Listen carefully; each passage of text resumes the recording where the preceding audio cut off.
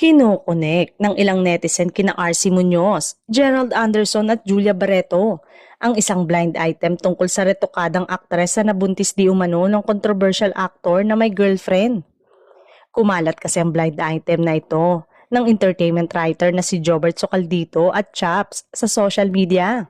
Merong isang magandang aktres na produkto ng siyensya.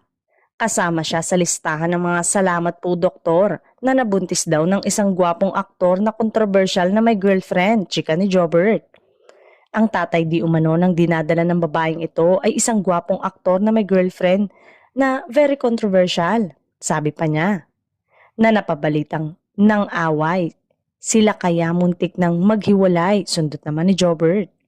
Pero hindi sila naghiwalay kasi hinatid pa umano si aktres.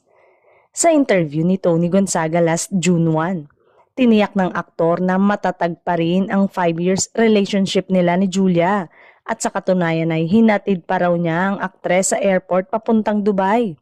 Samantala, wala pang reaksyon o pahayag sina Gerald, Julia at RC tungkol sa isyong ito.